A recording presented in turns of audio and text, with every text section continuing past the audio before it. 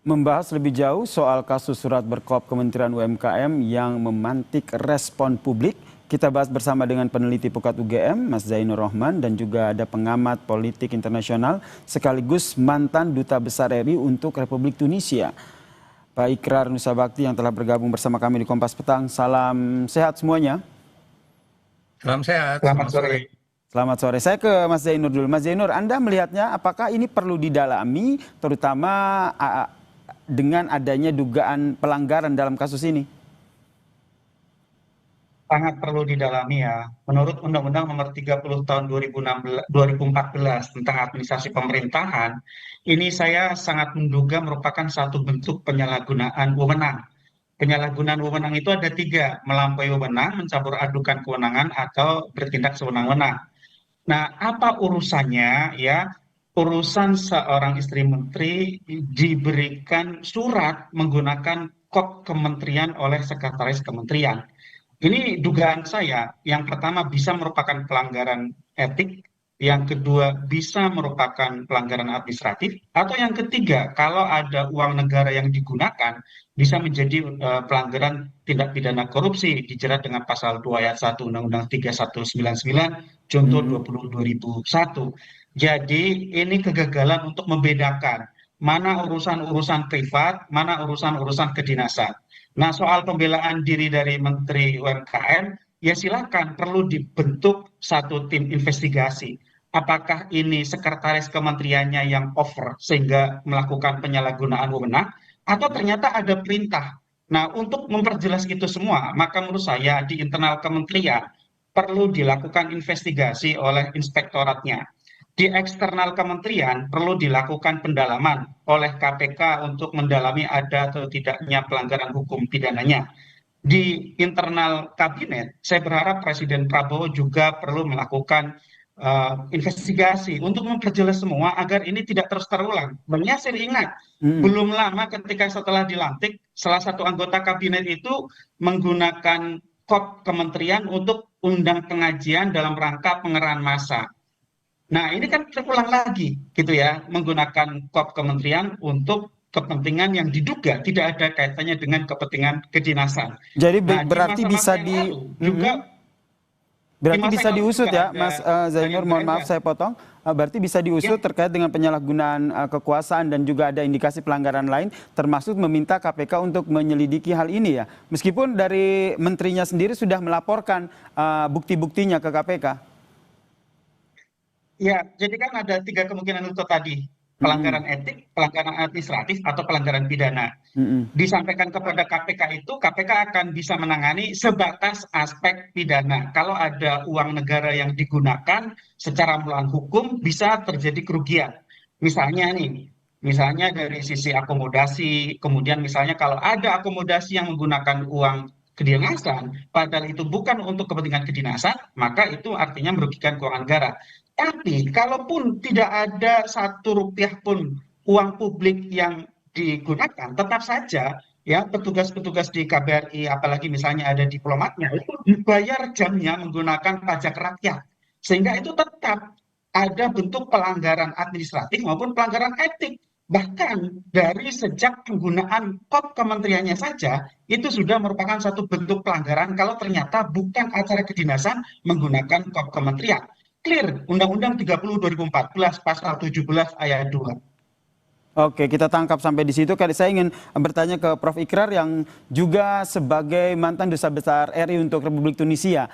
Sepengalaman Anda pada saat ada pejabat negara yang melakukan kunjungan pribadi begitu, apakah juga pernah mengalami kasus yang sama dengan hal ini? Saya kalau pejabat negara kunjungan pribadi hampir-hampir tidak pernah ya. Mm-mm. Tapi kalau kemudian orang biasa, ya saya beri contoh misalnya atlet kita ya, akan datang ke Tunisia dan kemudian minta perbantuan ya, itu biasanya saya bantu. Saya beri contoh misalnya pernah ada 2 kali atlet tenis dari DKI Jakarta ya, dia akan bertanding di Tunisia dan kemudian minta ditonton, ya saya datang misalnya ke Hamamet untuk menonton misalnya.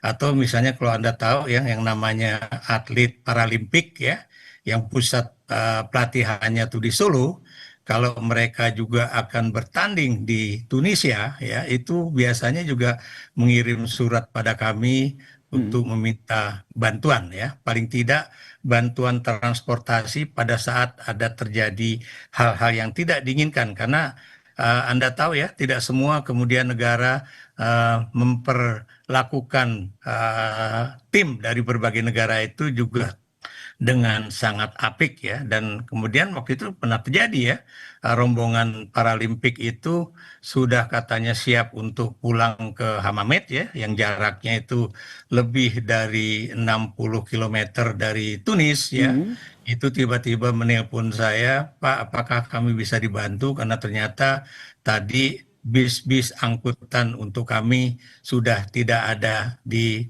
tempat, ya. Berarti Dan sekedar akhirnya memberikan pertolongan dan bantuan ya. Tapi kalau oh, betul. menerima permintaan menjamu pejabat untuk kegiatan-kegiatan pribadi seperti ini, sepengalaman Anda pernah melakukan itu atau Tidak bagaimana pernah, sebenarnya tidak pernah, aturannya?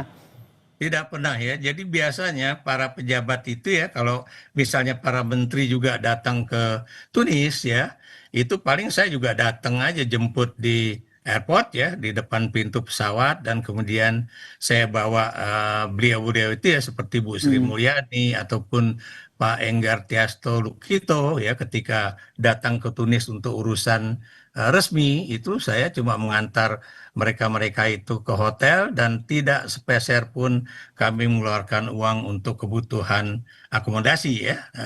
Apalagi Bu Sri Mulyani, ya, itu Mbak Ani itu sangat ketat, ya. Bahkan ketika beliau juga minta diantar ke pasar tradisional di Tunis, ya, Hmm. itu ketika beliau tidak punya uang dinar, itu langsung dia bilang jangan, uang dari Pak Dubes saya lebih tinggi dari Anda, dan kemudian saya akan menggunakan anggaran saya sendiri. Jadi itu adalah hal yang biasa, ya. Teman-teman dari BPK juga datang pernah ke Tunis, ya, dan kemudian udah selesai pemeriksaan di KBRI, kemudian Hmm. minta misalnya jalan-jalan ke pinggiran di kota Tunis, ya, atau di Tunisia, itu juga saya menyediakan kendaraan, ya, dan itu Baik. biasa kami Hmm. membantu yang namanya DELRI. DELRI itu Delegasi Republik Oke, Indonesia. berarti Tapi sekedar memberikan bantuan. Kalau Prof. Ikrar betul. sendiri pernah mendengar cerita soal permintaan memberikan pendampingan ataupun menjamu pejabat yang datang ke sana.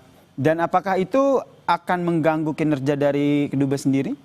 Ya, sebelum kasus yang terjadi sekarang, ya, itu Mm-mm. sebetulnya pernah terjadi kasus dengan, ya, teman saya yang namanya Fadlizon, ya, karena beliau mengirim kalau nggak salah WA gitu, ya, ke salah satu apa namanya itu perwakilan RI di sana untuk membantu anaknya yang kebetulan mau ke sana, ya. Itu membantu bukan artian menyiapkan akomodasi, kemudian kendaraan dan sebagainya, tapi sekedar pendampingan just in case terjadi hal-hal yang tidak diinginkan di negara tersebut, ya. Jadi itulah bentuk perbantuan yang biasa diminta oleh delegasi Republik Indonesia. Kalau saya katakan Mm. delegasi itu tidak harus delegasi resmi pemerintah, ya. Bahkan yang namanya Mm. olahragawan aja, orang biasa bisa minta bantuan, ya. Baik. Apalagi Kalau kalau untuk surat mereka dari kementerian sendiri biasanya siapa yang mengeluarkan untuk memberikan pendampingan di negara yang dituju? Saya belum pernah mendapatkan surat semacam itu, ya, karena Mm-mm. biasanya kalau berasal dari kementerian mereka itu sudah siap dengan apa istilahnya itu, misalnya hotel sendiri, kemudian kendaraan sendiri, ya, paling juga tadi saya katakan meminta pendampingan untuk ya sekedar didampingi pada saat mereka ada kegiatan di sana, ya, dan itu Baik. sangat-sangat minimalis sekali. Jadi tidak ada budget yang dikeluarkan oleh KBRI, ya, dan apalagi kemudian menyediakan jamuan makan malam ataupun akomodasi dan sebagainya, ya. Berarti Dan Prof sendiri ya, pernah dapat informasi ataupun sepengalaman Prof ketika menjadi duta besar begitu, surat-surat seperti yang sedang kami tayangkan saat ini sebenarnya dari kementerian itu siapa yang mengeluarkan? Karena dari menterinya sendiri untuk kasus ini sendiri membantah bahwa mengeluarkan surat untuk memberikan pendampingan ini.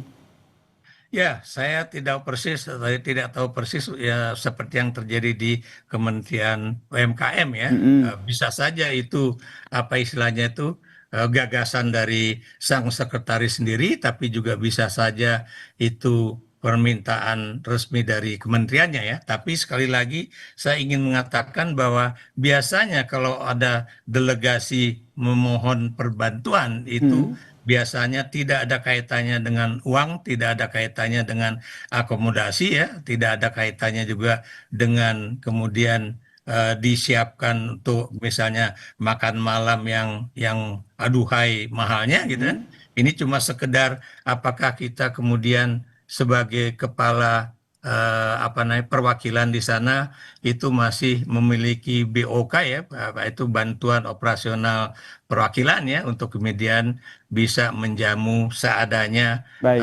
teman-teman yang datang ke negara tersebut begitu. Baik, saya ke Mas Zainur. Mas Zainur, apa yang harus dilakukan? Karena kalau kita lihat ini kan jauh sebelum akhirnya KPK berbuka suara, mana dulu yang harus disampaikan? Karena belum tahu nih siapa yang mengeluarkan surat ini, dari menterinya sendiri sudah membantah.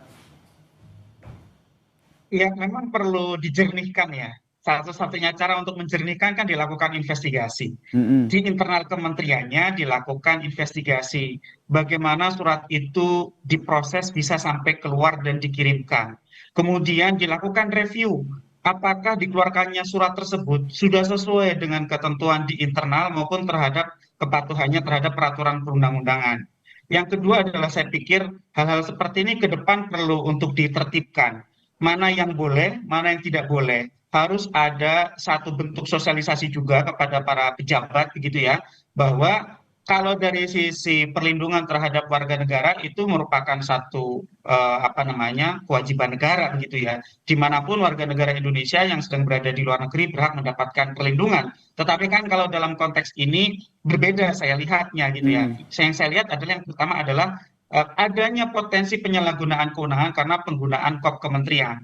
Ya, yang kedua, ini apakah kepentingan kedinasan atau kepentingan non dinas? Kalaupun misalnya ke depan, misalnya dimungkinkan untuk kepentingan non dinas, ya itu harus dibuka juga dan harus ada perlakuan yang simetris terhadap seluruh warga negara. Misalnya terhadap kontingen dagang, terhadap kontingen olahraga atau kontingen para pencari ilmu gitu ya, mahasiswa atau siswa yang sedang berkompetisi begitu ya. Karena kan juga ada banyak jenis-jenis warga negara yang sedang memiliki urusan di luar negeri sehingga seharusnya itu bisa berlaku sama untuk Mm-mm. semua orang, tidak ada perlakuan yang berbeda hanya karena keluarga dari pejabat. Kalau untuk pejabatnya sendiri, saya pikir justru merupakan sebuah kewajiban dari negara untuk mendukung bagaimana agar kepentingan dinasnya itu bisa berjalan dengan lancar, diberikan dukungan sesuai dengan batas-batas yang Baik. ditentukan oleh peraturan. Tetapi kan menjadi masalah adalah kemudian ketika ada percampuran antara kepentingan kedinasan dengan kepentingan pribadi. Ini tidak tepat. Ini awal mula dari korupsi itu kan tidak bisa membedakan mana private domain, mana public domain. Kemudian ada Baik. sumber daya Hmm. publik digunakan untuk kepentingan-kepentingan pribadi. Jadi Ini yang yang nanti saya kita nantikan memang bersama ya, Mas Zainur dan juga Prof. ya Ikrar, perlu apa langkah yang diinvestigasi dan diambil, ke depan apakah ada perlu investigasi diperjelas terkait aturannya. dengan kasus ini sehingga terang benderang begitu, sehingga berharap tidak ada dugaan penyelewengan kekuasaan atau penyelewengan anggaran di sini. Terima kasih peneliti Pukat UGM Mas Zainur Rohman dan juga pengamat politik internasional sekaligus mantan Duta Besar RI untuk Republik Tunisia, Pak Ikrar Nusa Bakti, telah bergabung bersama kami di Kompas Petang. Ya, sama-sama. Terima kasih.